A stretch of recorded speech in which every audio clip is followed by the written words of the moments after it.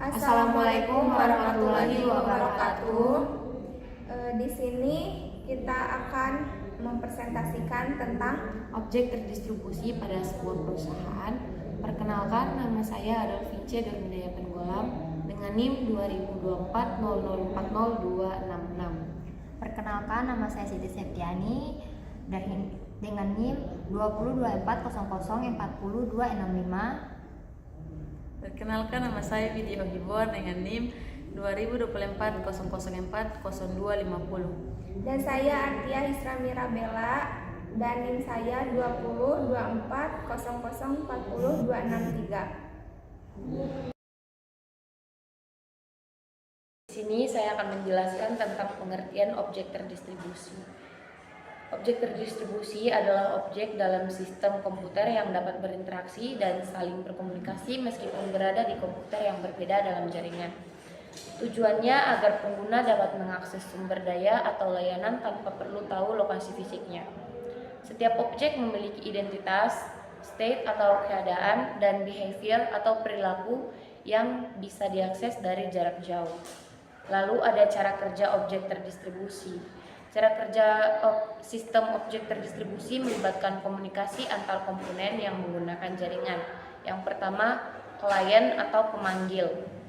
Pengirim permintaan request ke objek yang ada di lokasi lain.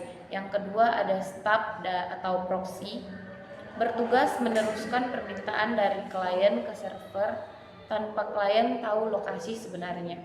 Lalu yang ketiga, objek request broker atau ORB, menjadi penghubung atau middleware yang mengatur komunikasi antar objek klien dan objek server.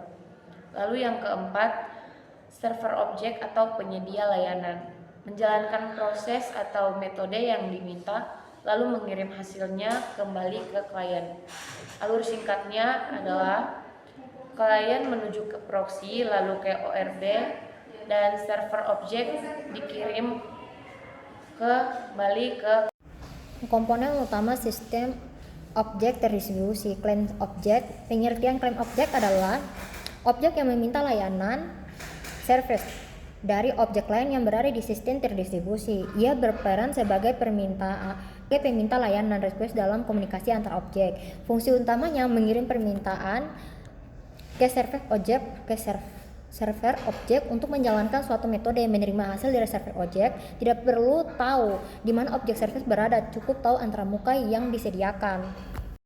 Analoginya, bayangkan kamu memesan makanan lewat aplikasi. Kamu tidak perlu tahu di mana dapur restoran itu berada, kamu hanya tahu menunya dan memesan lewat aplikasi.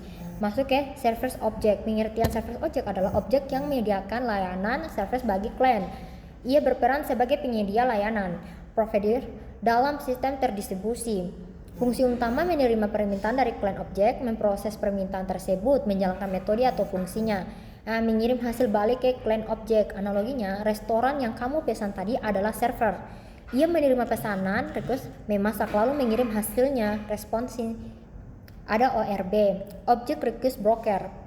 Pengertian ORB adalah komponen perantara yang mengatur komunikasi antara klien objek dan server objek dalam sistem terdistribusi. Fungsi utama ORB: 1. Menemukan lokasi server objek yang diminta klien. 2. Mengirim permintaan dari klien ke server dan hasilnya kembali ke klien. 3. Mengatur format data agar bisa dikirim lintas platform dan bahasa pemrograman disebut marshalling dan marshalling. 4. Menyembunyikan kompleksitas jaringan. Klien dan server bisa berkomunikasi seolah-olah berada dalam satu sistem.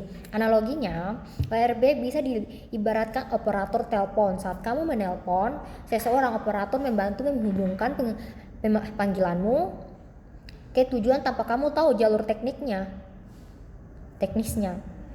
2. Teknologi pendukung sistem objek terdistribusi.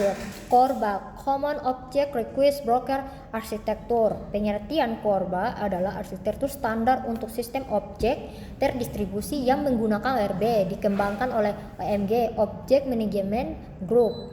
Ciri utama menggunakan IDL, Interface Defined Language, untuk mendefinisikan antarmuka objek. Dapat menghubungkan aplikasi dari berbagai bahasa pemrograman dan platform, misalnya klien Java atau server C++. ORB-nya mengatur komunikasi, lokasi objek, dan pertukaran data antara sistem. Kelebihannya, interoperabilitas tinggi antar bahasa dan platform. Kekurangannya itu implementasinya kompleks dan agak berat untuk sistem modern kecil. Masuk ke Java RMI, Remote Method Innovation.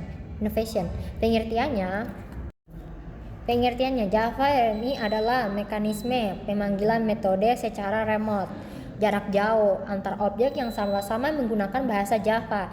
Cara kerjanya tuh klien memanggil metode pada objek remote seolah-olah objek itu lokal. RMI akan otomatis menangani proses jaringan dan serialisasi data di belakang layar. Terdapat stub di sisi klien dan skeleton di sisi server sebagai perantara.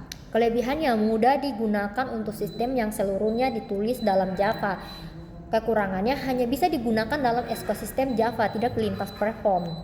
Habis itu web servers, SOAP atau REST. Pengertian web servers adalah layanan berbagai web HTTP yang memungkinkan sistem saling berkomunikasi melalui jaringan internet. Jenis utama SOAP, Simple Object Access Protocol, menggunakan format XML untuk mengirim pesan, cocok untuk sistem enterprise yang membutuhkan keamanan dan keandalan tinggi. 2. REST, Referential State Transfer, menggunakan protokol HTTP, GET, POST, PUT, DELETE. Data umumnya dalam format JSON, lebih ringan dan mudah diimplementasikan. Kelebihannya dapat digunakan lintas platform dan bahasa, banyak didukung oleh API modern. Kekurangan SOP ini agak berat karena XML. REST-nya tidak seketat SSP dalam validasi data.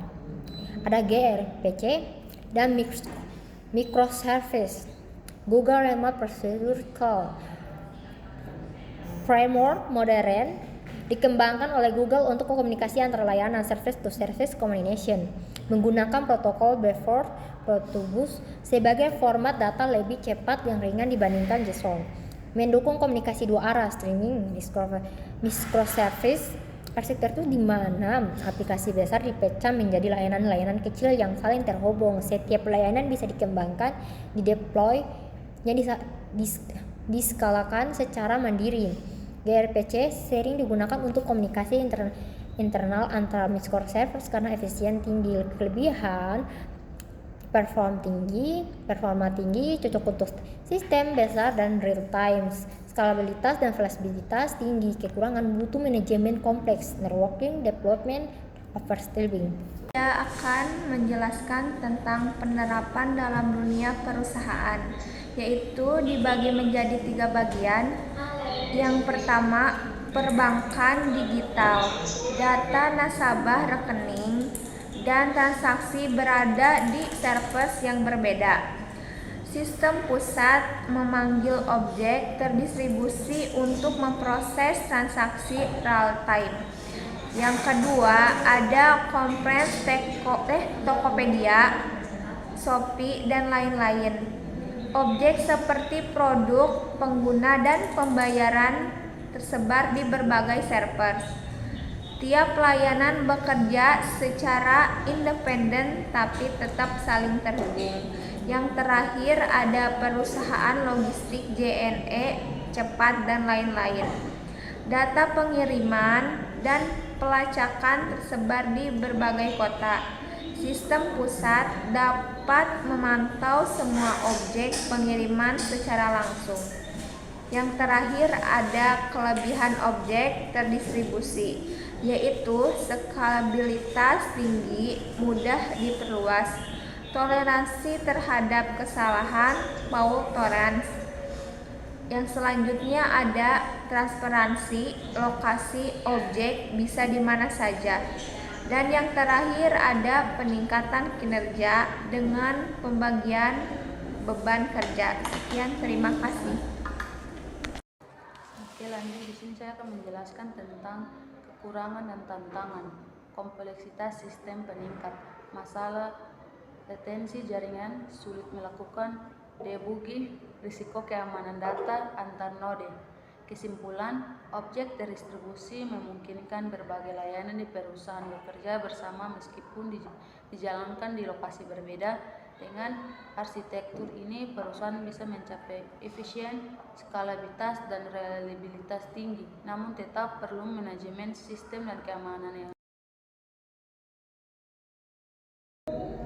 Sekian dari kelompok kami, kurang dan lebihnya kami mohon maaf dan terima kasih. Assalamualaikum warahmatullahi wabarakatuh.